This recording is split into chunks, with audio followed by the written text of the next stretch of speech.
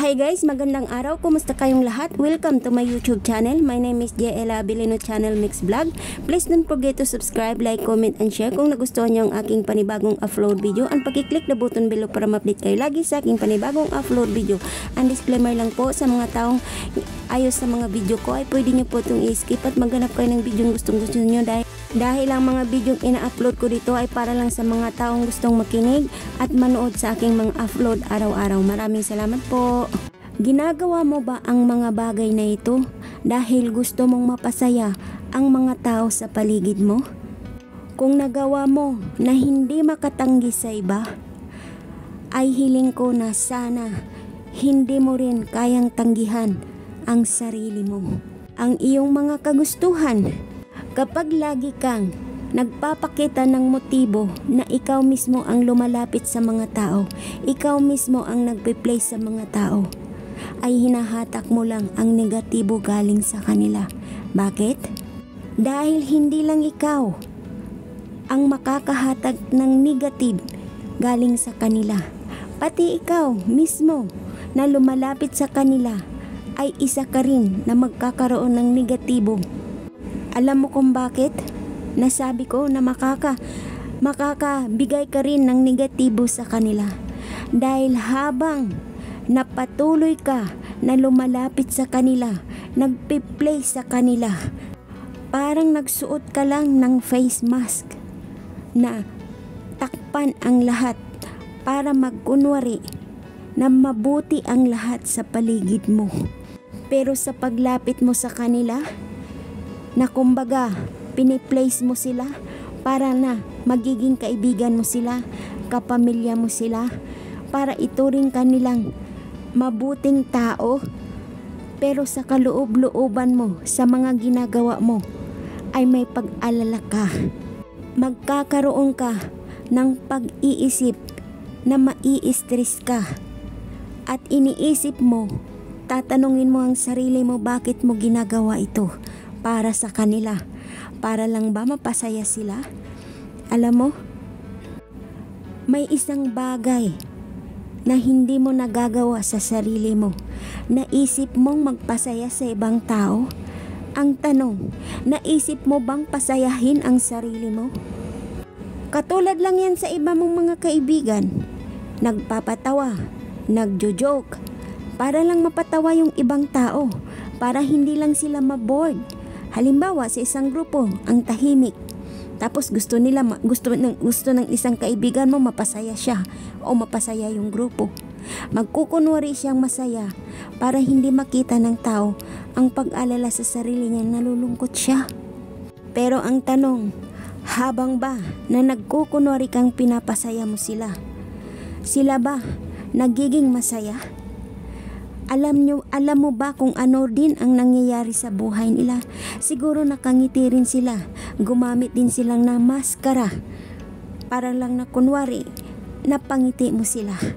Kasi kung napapansin nyo, halos sa mga taong nagpapatawa o sa mga komedyante o whatever man yan, na lagi mong nakikitang nakangiti, pero sa likod ng yun, ng ngiti na yun, sa tamis ng ngiti niyang nakikita mo sa harapan mo, ay ang kabaliktaran ay kalungkutan. Di mo ba napapansin? Like me, ako nag-iisa sa buhay, for example. Hindi ko na-example, actually ganun talaga. Katulad ng buhay ko, ikikwento ko na naman ng buhay ko. Malungkot akong tao, pero nakikita ng mundo, masayahin ako. Nagsasayaw ako, nagjo-joke ako, gumagaya ako sa mga funny videos ng iba, tapos isi-share ko din sa iba. Oo, nakakapagbigay ako ng saya, pero ang sarili ko, hindi ko nabibigyan ng kaligayahan. Kaya kung bakit ko na-share ang bidyong ito, dahil gusto ko makakuha kayo ng idea kung bakit wag nating gawin na mapasaya yung tao. Don't place anybody in your life. Don't beg them that you want them to come with you. Alam mo o alam nyo, kaya naman natin hindi mag-place ng ibang tao eh. Hindi naman lahat ng tao ay may kalungkutan.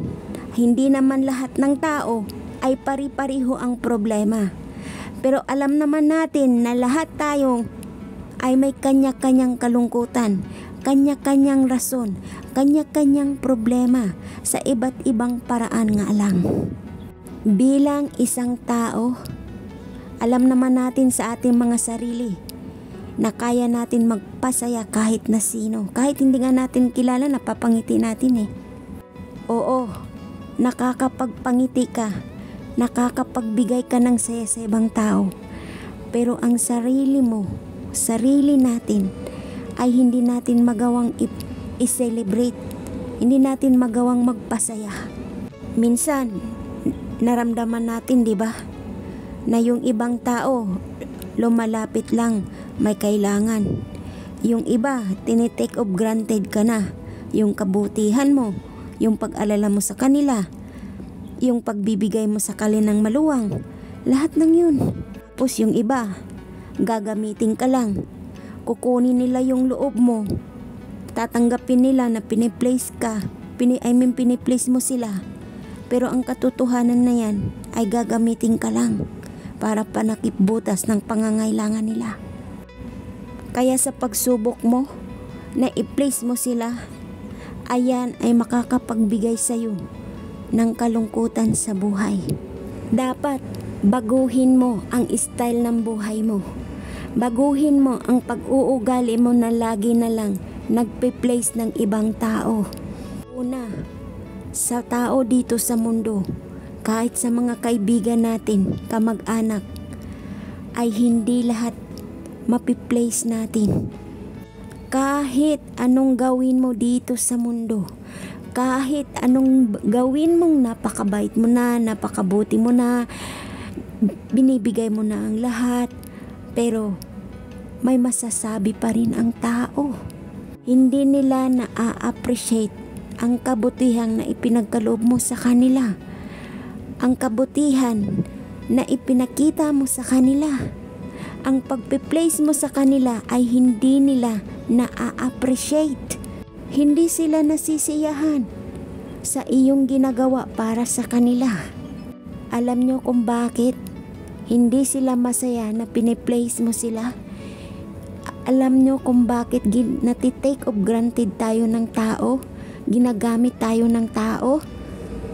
Inaabuso nila ang kabaitan natin? Dahil sila mismo sa sarili nila ay may problema. Pero ang problemang yun, ang dinadahilan nila ay ang pag-place mo sa kanila. Kahit ano pa ang gawin mo, magkukunwari lang ang mga yan. Dahil ang buhay nila ay puro negatibo. Napapansin nyo ba sa magkakaibigan, kamag-anak o kapatid o whatever?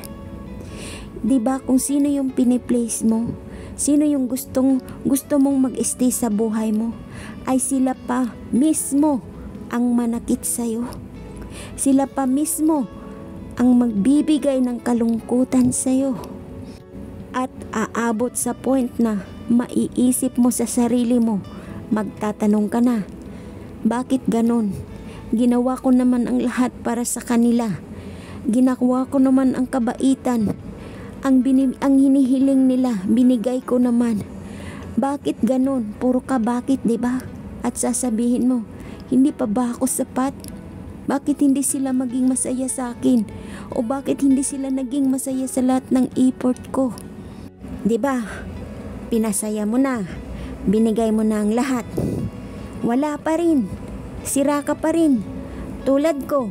Katulad sa mga ibang previous video ko. May mga tinulungan akong tao. May mga minahal akong tao. May tinanggap ako sa buhay ko.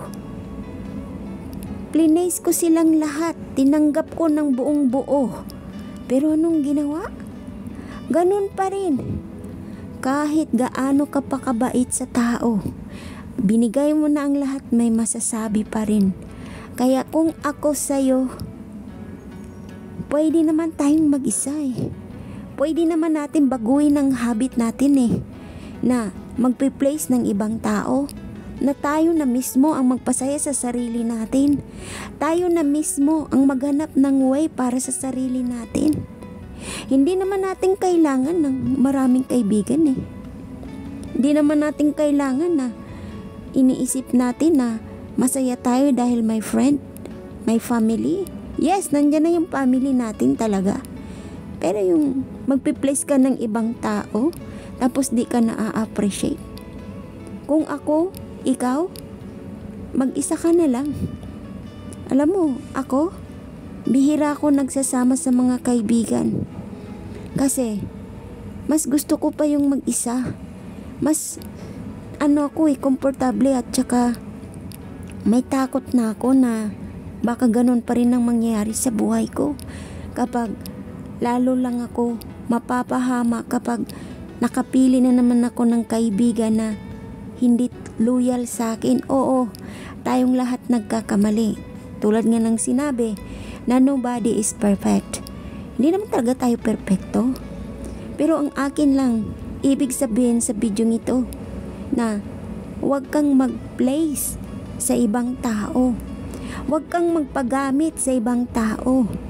Huwag mong gamitin ang puso mo dahil naawa ka sa kanila. Isipin mo naman ang sarili mo. Sarili mo muna bago yung iba. Bakit ko nasabi yun? Kasi kung sila yung uunahin mo, hindi yung sarili mo, masasaktan at masasaktan ka lang. Hindi naman natin tungkulin na pasayahin yung ibang tao Kailangan natin mag-focus sa sarili natin, sa pamilya natin na nagmamahal sa atin, lalo na sa Panginoon na siya mismo ang nagbigay ng buhay sa atin sa mundo. Siya dapat ang pinapasaya natin, hindi yung ibang tao. Kasi kung nagiging habit mo na ang pagpe-place ng ibang tao, ay hindi maganda yun. Hindi maganda na imahin sa sarili mo. Kaya unti-unti mong walain yan. Unti-unti mong tanggalin sa buhay mo ang pagpi-place ng ibang tao. Alam naman natin sa ating mga sarili na hindi naman masama ang tumanggi. Dapat kasi sa atin, huwag pairalin yung awa, lungkot, kasi di mo napagbigyan yung tao. Dapat matuto rin tayo sa ating mga sarili ang magsabi na, wala ako, pasensya na, sorry, sana maunawaan mo ako. Ganun. Dapat makapag-isip tayo ng maayos. Dapat marunong tayo tumanggi. Hindi lahat ng bagay, hindi lahat ng oras ay naandyan ka para sa kanila. Oo ka lang ng oo. Mahalin mo ang sarili mo kaysa ibang tao. I-place mo yung sarili mo, hindi yung ibang tao. Maraming salamat po, hanggang sa muli.